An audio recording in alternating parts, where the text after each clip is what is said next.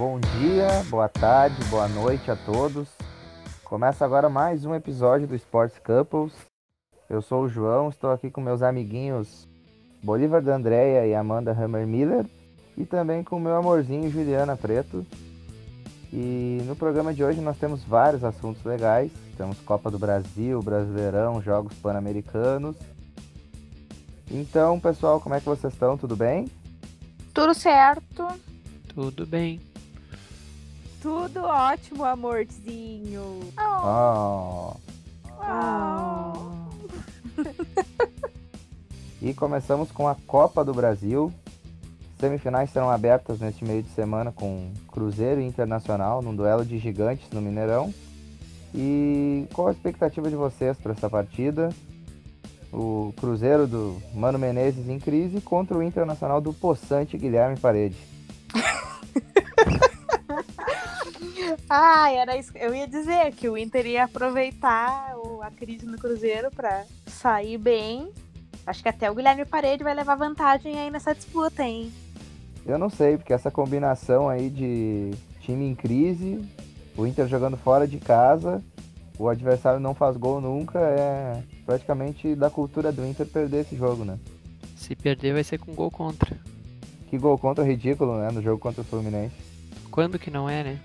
Só não pode deixar o Klaus entrar, hein? O Bolívar adora o Klaus.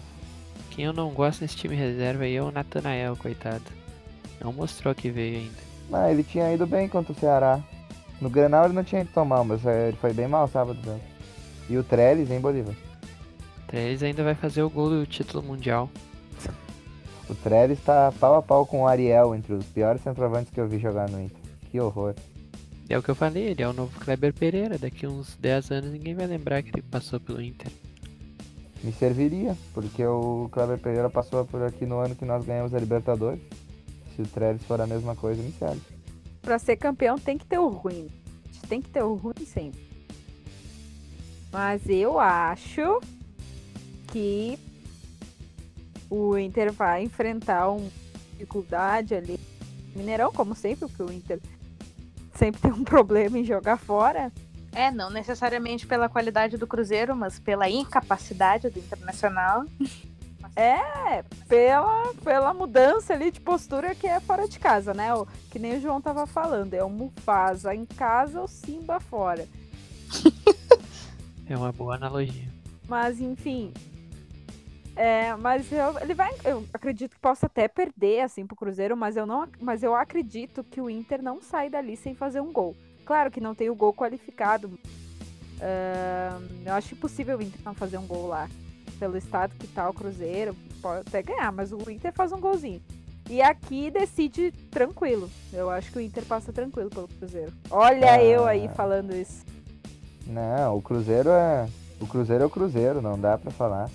Será que vai ter a maldição do Sports Couples? Eu falando que o Inter vai passar pelo Cruzeiro? Mas aí a maldição não vai funcionar porque eu não concordo contigo. Então já não é aquela opinião de todos que traz a zica. Porque... Mas nem todos aqui concordaram com o Bolívar, que ele disse que o Atlético Paranaense ia eliminar o Flamengo, né? A gente disse o contrário.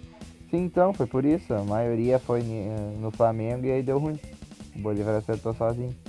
Mas vai ser difícil esse confronto porque o Cruzeiro é um time experiente, um time chato, sabe jogar esse tipo de competição. Eu acredito que se o Inter passar não vai ser tranquilo, não.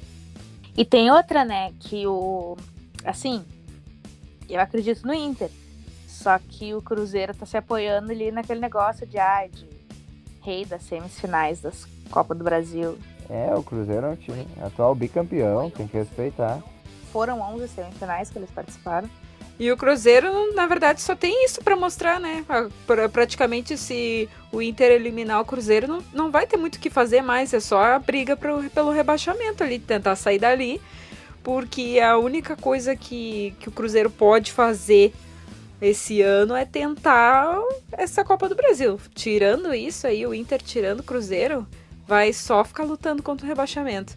Aí, meu Deus, não quero nem ver, porque o Cruzeiro, as contas do Cruzeiro, esse atraso de salários, um Mano deixando o cargo ali à disposição, né? Meu Deus, será que vocês vão botar outro time em crise? Já botaram o Palmeiras, vão botar o Cruzeiro também. Eu acho que seria um favor que nós estaríamos fazendo, né? Pelo menos pra eles focarem pra não cair. Vamos focar pra não cair. Quem diria? O meu maior medo nesse jogo aí é o Inter mesmo. Mas se o Inter jogar o futebol que ele jogou contra o Nacional e contra o Palmeiras no Beira-Rio, conseguir repetir fora de casa, o Inter tem boas chances de ganhar o jogo. O problema é que o Inter não joga assim fora, né? E eu tô também bem apreensivo se o Rodrigo Lindoso vai conseguir se recuperar, né? Porque o Richelli não existe. E o substituto do D'Alessandro, né? O que o Maionese vai fazer? Se ele vai colocar outro volante, se vai trancar tudo, se vai tentar ganhar o jogo. Também tô bem ansioso para ver o que o nosso querido Maionese vai fazer. E o Inter tem tudo pra aproveitar a oportunidade, né? Porque o Cruzeiro já não tá com tantas opções no banco. Já perdeu o Lucas Romero, que foi pro Independiente, né? É um bom jogador isso aí. E antes disso já tinha saído o Rafinha, o Lucas Silva, o Raniel. O banco do Cruzeiro tá bem desfalcado. O Rodriguinho tá machucado também, é outro desfalque. Que veio pra ser o principal jogador desse ano, né? Mas ele tava bem até aí pro DM. Gente, o Fred, quando foi a última vez que ele fez gol? Eu não lembro, sinceramente. Quem é Fred essa hora? Só porque a Amanda falou agora ele vai meter um gol no Inter. O Fred tá vindo até do banco, né? Nos últimos jogos. Mas e o Grêmio, hein? Grêmio e Atlético Paranaense? O Grêmio é o favorito, né? Não tem como fugir disso. Mais ou menos, né? Mais ou menos. Sabe, eu sempre prefiro quando o Grêmio decide a segunda fora, né? Sempre prefiro. Porque eu acho que ele tem uma postura muito diferente quando decide a segunda fora. Porque eu acho que em casa, sempre quando é em casa, ele dá uma, sei lá, dá uma viajada, assim. Eu acho que já tem o jogo na mão, aí ele dá uma descansada em casa e lá e fora ele sempre tenta buscar o resultado, assim, eu vejo assim sempre, na maioria das vezes. Daí eu gosto quando ele decide a segunda. A gente só tem que aproveitar, que eu não sei como vai ser agora, mas tem que aproveitar que o Atlético Paranaense não vence muito fora de casa. Só que o problema é que o Grêmio toma 3 da Chapecoense em casa. Mas toma 3 e 5 do Fluminense, mas ok. É tentar, sei lá, botar uns 2, uns 3 que seja no Atlético Paranaense e não deixar os caras se criar lá no tapetinho. Mas normalmente eu prefiro quando ele faz a segunda em casa. Eu acho que ele busca muito mais o resultado, não se acomoda com ele. A segunda fora. A segunda fora, eu falei a segunda em casa, a segunda fora. Desculpa, ouvidores.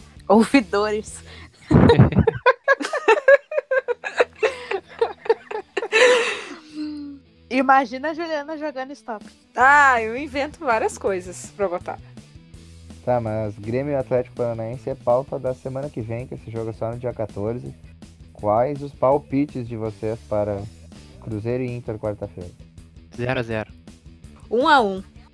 Eu vou no 1-1 também. Eu vou apostar que o Cruzeiro ganha. De quanto?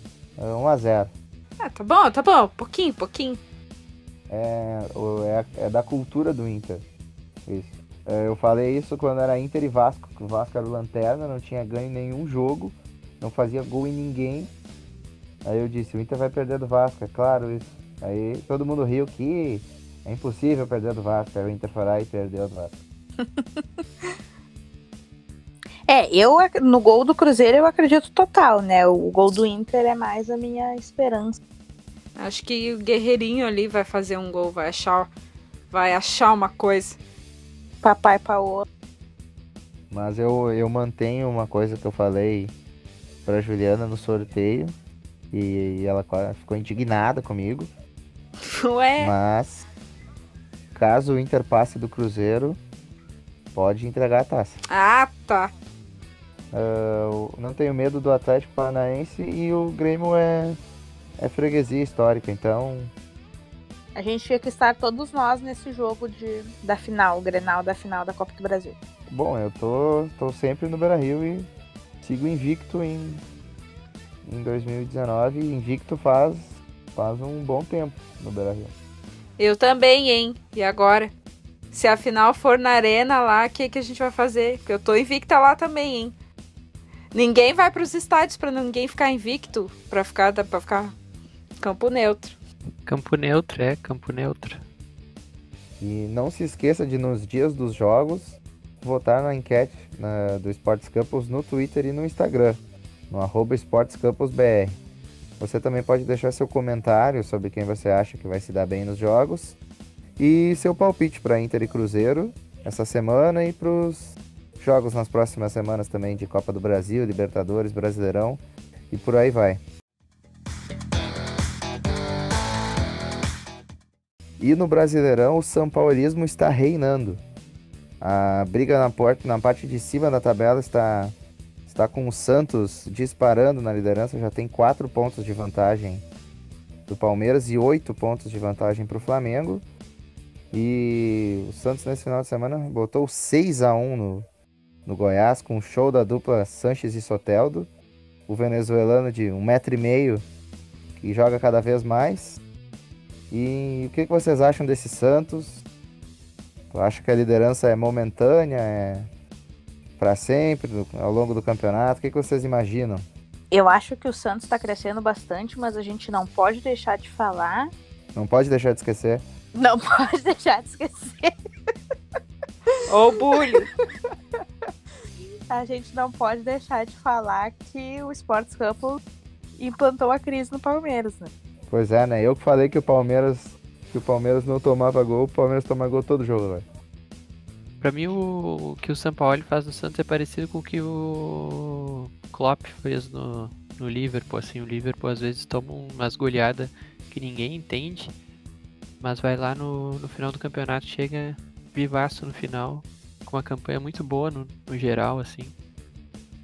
Pra mim parece o que o Klopp fez, assim, com a diferença de que o time do Santos, em relação aos outros, é pior do que o Liverpool é na Inglaterra, assim, em relação aos outros. Tem peças menos... O Sampaoli que é o craque do Exato, Santos, né? O Soteldo ser camisa 10 é meio... sei lá. Não, o Soteldo joga muito, vá. Tá, mas o Cueva ser a contratação mais cara da história do Santos e tá no banco, até o Botafogo, que é o Cueva. Enfim, o Santos tem umas ridicularidades, assim. Mas sabe que eu, no início do ano, tem um tweet meu lá no... Quem quiser ver, no @JoãoPedro_Z do Twitter, tem um tweet meu em janeiro, falando do Soteldo, com uma indicação pro Inter, porque o Soteldo jogava na Laú, na Universidade de Chile, jogava muito bem, mas ele estava emprestado lá, ele era de um outro clube, não me lembro agora qual é. E a Laú não ia ficar com ele em definitivo por falta de dinheiro. E aí eu tinha falado que era um investimento que eu acho que valeria muito a pena, né? Acabou que o Santos fez esse investimento e ele tá se pagando aqui, né? Porque tá jogando muito. Fez 2 golaços no final de semana, deu uma assistência. No último jogo tinha dado uma baita assistência pro Sanches também. Tá jogando muita bola o Soteldo. Não, e o elenco do Santos e o Sampaoli tem uns nomes engraçados, que o Bolívar falou, né? O Marinho, o Pará. O Pará foi anunciado agora há pouco lá. E tem uns nomes meio bizarros, assim, que tu fica pensando, como é que vai ser campeão com isso? Mas eu acho que acredito que ainda vai ficar até o final essa disputa Santos-Palmeiras, Santos-Palmeiras, Santos-Palmeiras. Com essa liberdade do Santos de descansar, treinar mais tempo e tudo mais. Mas não acredito que ainda pode trocar um pouco as posições, mas vai ficar entre esses dois ali mesmo. E o Santos tem um jogador que eu gosto muito, que ele é pouco falado, assim, que é o Diego Pituca no meio campo. Eu acho esse cara muito bom jogador. E cresceu bastante com o Sampaoli. Fora o Jorge também, o lateral esquerdo, que jogava muito no Flamengo. Acabou que não deu muito certo na Europa e voltou e tá jogando muito no Santos também. Só o Soteldo que não cresceu muito com o Sampaoli, né? 1,5 m. Soteldo nunca vai crescer. Tá pra esse... É Soteldo ou Soteudo? Acho que é Soteldo. Soteudo. Beijo, Soteudo. Arrasou no meu cartola esse final de semana o Soteudo. Só ele também. Não, o Cebolinha mitou também. Foi bom. Eu xinguei ele bastante, mas deu. Salvou a rodada. Pelo visto, a Juliana tá exigente no Cartola. Mas falando do Brasileirão, essa rodada vai ser bem importante, né? Porque os três ponteiros da tabela ali, o Santos tem um clássico contra o São Paulo fora de casa, que é um jogo dificílimo. Já o Palmeiras joga em casa contra o Bahia. E o Flamengo recebe o time reserva do Grêmio no Maracanã, né? Então é uma rodada que a gente pode ver a diferença do Santos cair em relação aos dois principais perseguidores dele. Os meus reservas vão ganhar tudo, vocês vão ver. Será que o Felipe Luiz já chegou na área do Bahia? Eu recebi informações que ele chegou há pouco tempo lá. Aquele gif é muito bom, né? O Felipe Luiz parece que tá correndo de mochila. Ele chega a ficar até com a corcundinha correndo. Atacantes BR são os melhores de todos. E falando no Grêmio, o jogo contra a Chape foi tenso, hein? Nossa, eu pensei que seria um outro Fluminense, o Grêmio Fluminense. Eu pensei que ia terminar do mesmo jeito. Porque o cenário tava igualzinho, né? O Grêmio vai lá, abre o placar, toma um. Vai lá, faz, toma. Aí a Chape vira. Aí o Grêmio vai lá e faz. Aí eu pensei, eu olhando assim, eu pensei, vai terminar igual a tragédia lá de Grêmio e Fluminense. Mas O Tardelli que foi o salvador da pátria, né? mais uma vez o Renatão, né? Tirou do banco o Luan e Tardelli e foi o gol no originado, uma falta do Luan que o Tardelli fez o gol. Mas ainda bem que não deu aquele pênalti mandrake pro Kahneman, porque eu tenho horror de perder assim, de ganhar assim, com pênalti que não foi, com gol, impedimento, essas coisas que às vezes o VAR deixa passar. Mas ainda bem que dessa vez o VAR salvou o juiz, porque Deus que me perdoe. Às vezes eu prefiro até perder. Às vezes do que ganhar com gol assim. Mas tá empatado, tá bom, deixa assim. Que coisa ridícula ia ser aquele pênalti, né? Falando nisso, o Kahneman vem bem mal, né? Depois dessa volta da Copa América. Eu ia dizer, bem mais ou menos. Nossa, hoje ele foi horroroso. Ele tomou um monte de caneta, perdido nos lances. Que horror. A defesa do Grêmio tava muito ruim hoje. Até o Jeromel, mesmo fazendo gol, tava triste a situação ali. Não, o Everaldo, esse jogador da Chape, aí esse ano entortou o Moledo, o Kahneman e o Jeromel. Eu tenho muito respeito. Tenho muito respeito por esse Everaldo. Ele entortou o Moledo? Entortou o Moledo, vi no Twitter aí, ó. Curioso, né? Então o Everaldo já driblou o Kahneman, Jeromel, Moledo. Só não driblou o melhor zagueiro do futebol brasileiro, então. O Klaus? Victor Cuesta. Respeito, rapaz. Ele não entortou o Klaus. Respeito, Klaus. O Victor Cuesta, que inclusive vive um grande momento estético. Lindíssimo, né? A Juliana não acha o Cuesta bonito. A Juliana tem mau gosto. Ah, né? Eu tenho certeza, né? A pessoa me acha bonito e não acha o Cuesta bonito. Então eu vejo que eu tô mal mesmo. Cuesta é galãs feios. Não, o João é uma pessoa bem apessoada. Ele tem presença, né? É o charme. Eu acho bonito o Paulo Guerreiro. Paulo Guerreiro é lindíssimo. Daí o Papai Paulo é outro nível, né?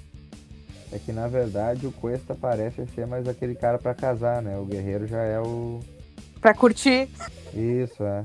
Ai, nós temos que desconstruir esses preconceitos no Sports Couple. É verdade.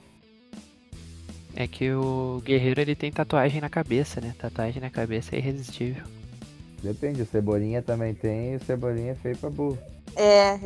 Mas é que o Cebolinha parece o Lil Wayne, entendeu? Pior. Pior, aquela cruz, aquela tatuagem de cruz. Eu olho aquela cruz e a risada, aquela risada inconfundível do Lil Wayne vem nos meus ouvidos. E tu, Bolívar? Quem tu acha bonito? Eu acho muito bonito o goleiro Marcelo Lomba. Cada defesa bonita que ele faz. Ah, Não, quem eu pegaria é o Patrick, o Patrick. com aquele bigodinho E com aquela máscara do Pantera Negra. também. Aí já é fetiche também, né? E continuando com o futebol brasileiro em pauta, muitas contratações de peso acontecendo, principalmente nas laterais, né? O São Paulo com Daniel Alves e o Juan Fran, e o Flamengo com o Felipe Luiz. Inclusive o Juan Fran e o Felipe Luiz, por muitas temporadas, foram os dois laterais titulares do Atlético de Madrid. E enfim, esses jogadores trazem um valor maior ao Campeonato Brasileiro. O que vocês acham disso? Rapaz, eu vou dizer que eu tinha esperanças naquele encontro do Roberto Melo, hein? Mas agora já foi com São Paulo, né? Foi só pra iludir mesmo. O Daniel Alves me surpreendeu, achei que ele ia continuar na Europa. O cara que tá em alto nível ainda. Esse aí pode fazer diferença no São Paulo. Quando eu vi aquela foto, eu pensei, tipo, ele não vai vir agora, né? De repente, quando ele estiver se aposentando, perto de se aposentar. E eu também achei bem surpreendente mesmo ele vir pro Brasil, pro São Paulo. Da mesma forma que eu acho surpreendente a Cristiane estar no São Paulo. Pois é, né? Não, mas bom, começando que pelo Felipe Luiz eu achei surpreendente. Não tanto que nem o Daniel Alves, mas o Felipe Luiz já tinha achado. Aí vem o Daniel Alves e o Juan Fran, eu achei ainda mais surpreendente quando o João me mostrou, eu não acreditei. Pensei, tá zoando comigo. Mas aí então o Daniel Alves vai ser usado no meio campo, é isso? Ou tem como o Juan Fran jogar pelo lado esquerdo e o Daniel pelo direito? Não, na verdade, eu acho que o Daniel Alves vai jogar um pouco pelo meio. Ou ele vai usar os dois se revezando também. Se os dois já têm um pouco mais de idade. Não, eu ouvi que o Juan Fran podia jogar pela esquerda também. Não sei, nunca vi jogando pela esquerda, mas... Ele pode, mas o Reinaldo tá jogando bem, né? Não vai tirar o cara. O King Naldo. Né? Deus salve o Reinaldo. O Juan Fran veio pra se aposentar, né? Diferente do Daniel Alves. Daniel Alves tem contrato até 2022, se não me engano. E é capaz dele ficar tudo isso mesmo. É tipo o Guerreiro vindo pro Inter, assim. É um cara que vem em alto nível, mesmo apesar da idade dele. E mesmo tendo mercado fora ainda. O Juan Fran, por exemplo, veio fazer aquela coisa do desafio da carreira, né? Que tá na moda hoje em dia, os jogadores, aceitei o desafio de jogar não sei onde. Sabe, jogar na Austrália. É o De Rossi no Boca? O De Rossi no Boca, essas coisas assim. Eu acho legal trazer uns jogadores da Europa pra cá, fazer o caminho inverso, assim, apesar da idade deles, né? Acho interessante. Mas ele veio pra se aposentar, diferente do Daniel Alves que vem pra jogar, né? E o desafio no Daniel Alves é que no Sevilha, o Daniel Alves ganhou Copa do Rei, Copa da UEFA, que era na época, não era Liga Europa ainda. Aí ele foi pro Barcelona, ganhou tudo. Aí do Barcelona foi pra Juventus, ganhou Campeonato Italiano, ganhou Copa Itália, e foi pro PSG, ganhou todos os campeonatos na França. E agora eu quero ver se ele vai ganhar alguma coisa no São Paulo, né? Porque o São Paulo tá numa zica que 7 anos que não ganha nada. E o São Paulo não tem Copa do Brasil, né? Isso aí, vai ser ele que vai salvar o São Paulo de ser rebaixado. Vocês insistem com isso, do São Paulo rebaixado? A gente quer que um grande seja rebaixado. Queremos. Então torce pro Cruzeiro cair, então o São Paulo não vai cair. Mas é que o Cruzeiro já é inevitável. A gente quer causar um rebaixamento. Mas o Cruzeiro tá... Mas tem 25 rodadas ainda, Amanda. Como é que é inevitável? Eu não vejo... Eu não tenho perspectivas de melhora. Só se assumir o Celso Roth. Mas vai assumir o Celso Roth. Eu não duvidaria que eles trouxessem. Tá, mas eu tenho uma pergunta pra vocês. Hoje, o presidente do Flamengo falou numa entrevista na Fox Sports uma sondagem ali no Balotelli. O que vocês acham disso? As casas noturnas estão de olho. Ansiosas, inclusive. Grande contratação para as casas noturnas. Esse é outro também, né? Que é.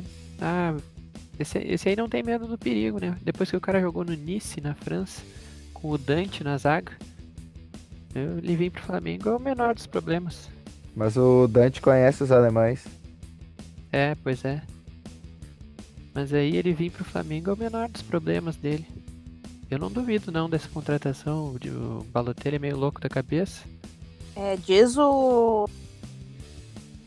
Como é o nome dele? Foi o BAP, não foi?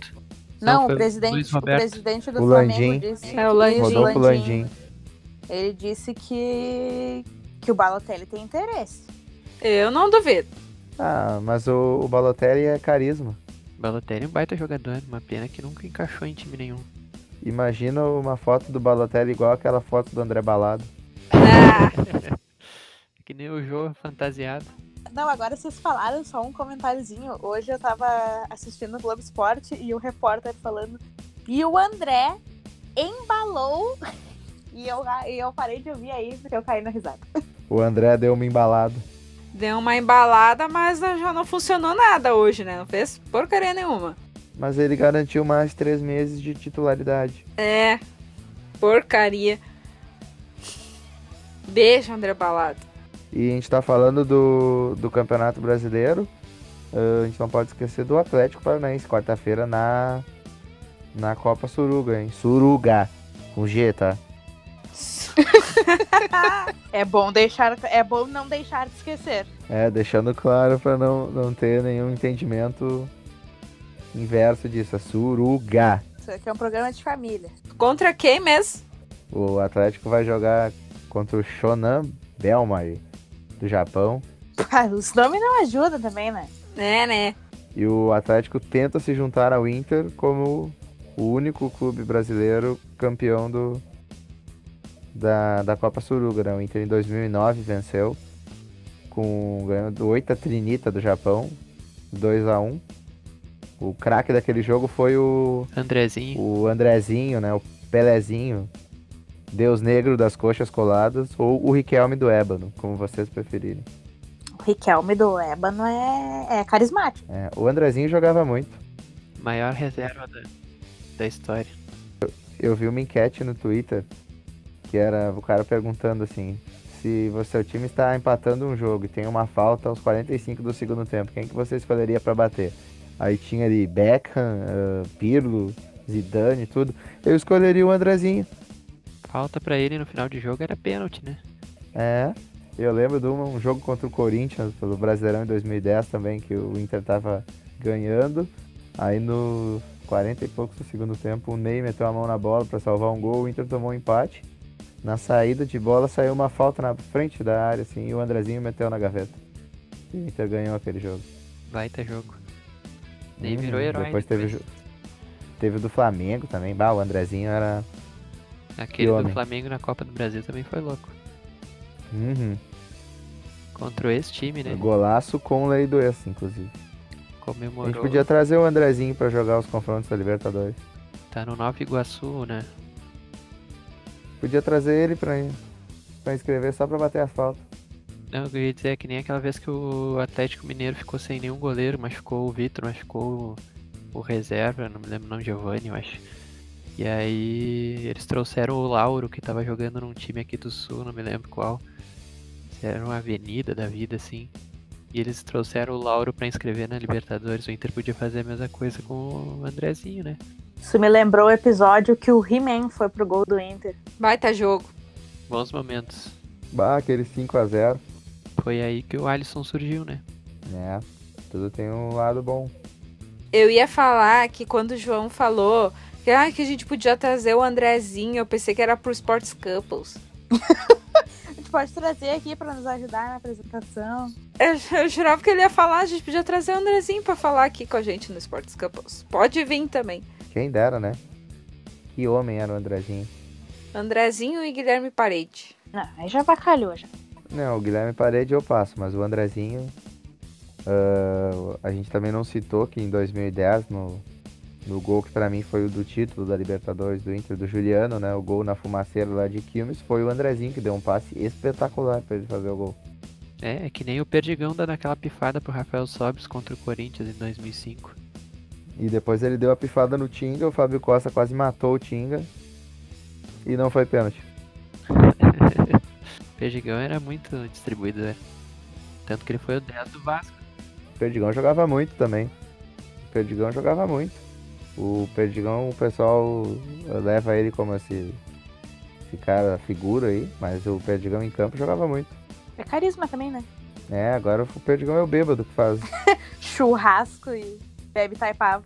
Isso, mas quando ele jogava bola, bah. E se vocês pudessem trazer um jogador de fora pro time de vocês, quem vocês escolheriam? Cavani, Que dúvida. estou te esperando. Estou esperando. Venha antes que o André Balada não saia nunca mais. O Cavani seria um bom reserva pro André. Também acho. O Cavani ia ser a terceira opção. André, Tardelli e Cavani. Tem o Viseu ainda, né? Quando voltar de lesão. O Viseu tá aí. Então o Cavani vai ser o quarto. André, Tardelli, Viseu, Cavani. Acho que até o da Silva ia ser na frente. Eu sei que tem todo ano uma novela em torno disso, mas um jogador que eu gostaria, assim, que viesse pro Inter é o Tyson. Eu gostaria que o Inter trouxesse algum lateral decente. Um lateral, assim... Tipo o Daniel Alves, podia ser, assim, um cara meio velho já, mas que ainda jogasse bola. Traz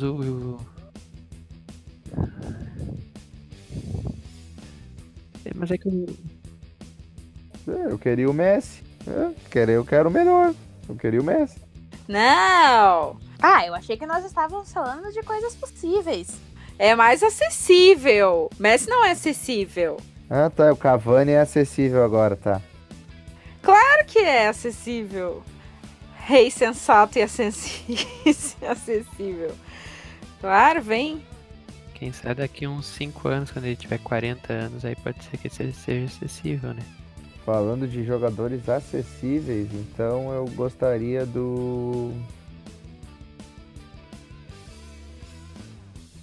Peraí que eu tô pensando. O argentino, aquele Guilherme Paredes. Eu não sei exatamente quem, mas seria um lateral. Podia ser o Danilo que tá sem clube. Aquele cara do Santos? É aquele que tá indo pra Juventus agora, né? Sim, isso aí. Não, eu vou citar então um jogador que eu gosto muito, que acho que tá no Independiente agora, que é o Pablo Pérez, que era o capitão do Boca ano passado. Acho muito bom o jogador. Um tripézinho ali no meio com o Rodrigo Lindoso, Edenilson e Pérez, tava ótimo. Podia, pra ser mais acessível, eu optaria pelo Pete Martinez, o meu algoz da Libertadores ano passado. Joga muito também. Eu pensei, o primeiro que me veio na cabeça foi o Palacios, do River, que tava pra ir pro Real Madrid, que é um baita de um jogador novo também. Mas aí o Pérez, acho que pela experiência, assim, se fosse me falar um jogador, gostaria muito dele. E os nossos atletas brasileiros estão bombando no Pô de Lima, com muitas medalhas inéditas. Eu destaco a do vôlei masculino, que conquistou o bronze, que imaginava até que pudesse chegar na final, mas não conseguiu ser páreo para o time cubano na semifinal. E então, o que vocês estão achando do desempenho do Brasil no PAN até agora? Eu tenho 3 destaques para fazer, que é o do handebol feminino. As gurias foram hexacampeãs em cima de Las Hermanas. Confirmaram o favoritismo, né? Que o Brasil feminino é uma potência. Isto. Exatamente. Já garantiram a presença nos Jogos Olímpicos do ano que vem. A ginástica tá passando, tanto a artística quanto a rítmica passou por diversos percalços, mas mostrou que se manteve vivo, né? No PAN. E no tênis, o João Menezes, que bateu o Chile, que já é freguês do Brasil, né, no tênis. E aí garantiu o ouro. O Brasil vai em busca do segundo lugar na disputa, porque os Estados Unidos, para variar, tá voando na liderança, né? Estão no quadro de medalhas. Não, os Estados Unidos é uma potência esportiva, né? Não adianta, né? Nas Olimpíadas e tudo mais, assim, eles sempre vão muito bem com muitas medalhas. Os Estados Unidos eu acho que é só peca no futebol masculino um pouco, né? Não, eles têm, na verdade, alguns esportes que eles não têm muita qualidade, assim, coisa que é, por exemplo, no handball feminino, eu olhei um pouco do jogo do Brasil contra os Estados Unidos e tava uma lavada pro Brasil, assim. Tava ganhando por mais de 20 gols, então é um esporte que tá em desenvolvimento ainda nos Estados Unidos e aqui no Brasil já é um pouco mais desenvolvido, né? O hóquei na grama também. Que a Argentina tem uma tradição forte, os Estados Unidos não tanto. Agora vai começar o vôlei feminino, né? Que o Brasil vai com uma seleção bem alternativa, já que já conseguiu a vaga olímpica agora no pré-olímpico, então bom pra gente observar algumas jogadoras novas. Avaliação agora. Né? Agora tudo visando os jogos. E falando em vôlei, as gurias brasileiras conseguiram vencer a República Dominicana no tie-break, garantiram a vaga na Olimpíada de Tóquio no ano que vem. E agora no final de semana começa o pré-olímpico masculino, onde o Brasil vai lutar por uma vaga em Tóquio. O Brasil que é o atual campeão olímpico, né? Então qual a expectativa de vocês para essa disputa? Acho que manter o favoritismo, né? O feminino do Brasil já vinha fazendo uma boa atuação na Liga das Nações, né? Chegou até a final, daí perdeu para os Estados Unidos. E aí garantiu. Na real, o Brasil e a República Dominicana, que foi de quem o Brasil venceu agora para garantir a vaga dos Jogos Olímpicos do ano que vem, eles fizeram uma campanha assim bem semelhante, assim, no sentido de qualidade. Foram boas campanhas. Ambos tinham. É o confronto direto que definiu, né? Na última rodada. Isso, exatamente. Tanto que foi pro tie-break, né? Pois é, e o Brasil tava ganhando de 2-0 e perdeu os outros 2 sets. Até achei que pudesse dar uma entregada, mas conseguiu se recuperar e ganhar o último. E agora no masculino, o Brasil vai disputar no grupo contra o Egito, a Bulgária e Porto Rico. E eu acho que o jogo mais difícil vai ser contra a Bulgária. Pela qualidade e pelo tamanho mesmo. É um time muito forte fisicamente, o time da Bulgária. Mas eu acredito no Brasil conseguindo essa classificação para defender o título na Olimpíada de Tóquio. Vai ter que superar, né? Depois da atuação horrível na Liga das Nações. Isso, e no masculino até eu tava olhando no PAN agora, que o Brasil mandou uma seleção alternativa. O Brasil tinha alguns jogadores bem interessantes ali. Me chamou muita atenção o Rogerinho, que era o líbero, que tem 1,68. Mas ele tem muita agilidade na defesa, né? Então ele faz a cobertura muito bem. E me chamou a atenção porque eu acho que eu nunca tinha visto um jogador tão baixo jogando vôlei. Pois é, no feminino até é comum, né? Mas no masculino normalmente se mantém mais ou menos um padrão. Só que o interessante é porque como ele é um líbero, ele é um jogador só de defesa, né? Ele usa, no caso, a maior agilidade dele para levar vantagem. Né? As duas seleções estão em um momento de transição, né? Tanto a masculina quanto a feminina. Na feminina eu vi o jogo contra a República Dominicana e depende muito da Tandara e da Natália, que são as duas assim que eu acho que estão mais levando as novas nas costas, assim, né? As mais novas.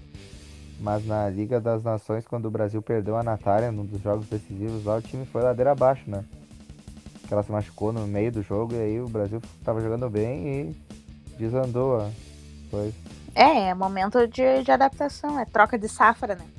Mas teve outro jogador, eu falei do Rogerinho, mas teve um outro cara que me chamou bastante atenção no PAN, foi o Lucas Ló, um ponteiro canhoto, que era bem bom de ataque, fez vários pontos, principalmente no jogo com os Estados Unidos.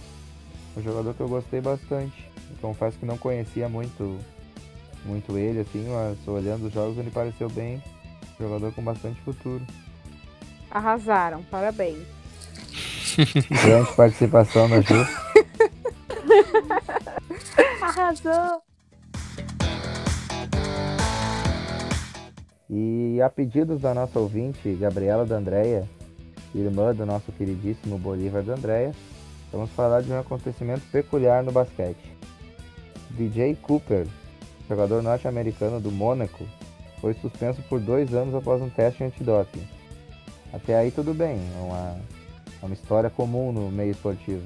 O curioso é que não foi por causa de nenhuma substância que ele tenha usado para aumentar a sua performance esportiva, ou nem mesmo alguma droga, que a gente sabe que no mundo do esporte às vezes acontece dos atletas usarem algum tipo de droga, né? Na verdade, o teste indicou que ele estava grávido. É uma coisa muito incomum. Bem peculiar. Sim, foi no final do ano passado que ele pediu para usar a urina da namorada, provavelmente com culpa no cartório, né? Porque qual seria o motivo dele pedir para usar o xixi da namorada? E aí descobriram que tinha um baby a caminho. E aí receberam as duas notícias ao mesmo tempo, de que foi suspenso até 20 de junho de 2020 do esporte profissional pela Federação Internacional de Basquete e que ele ia ser papai. Parabéns pro papai. Pelo menos agora ele vai ter tempo com a criança, né? Exatamente. É quase uma licença maternidade que ele ganhou. E o troféu cara de pau do ano, né? Eu não sei muito bem como é que se são só substâncias que são identificadas nesses testes, mas tipo, não teria como também identificar, não teria alguma forma de identificar os exames se é de homem ou de mulher a partir da urina? Na verdade eu não sei, né? Eu sei que esses exames normalmente tu vai numa sala, né? Uma sala e lá tu fica até te dá vontade de ir no banheiro, né?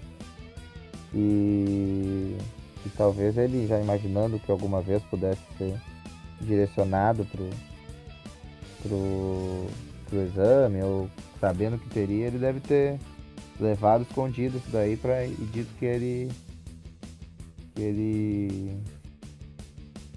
que fez o negócio, né? Mas eu realmente não sei se o exame consegue identificar isso. É certo que tinha feito alguma coisa. Assim, né? Pro cara tomar essa atitude, ele tinha culpa no cartório, né? Isso é uma certeza, né? Ele mesmo nem precisa de julgamento nisso daí, né? Ele mesmo se julgou.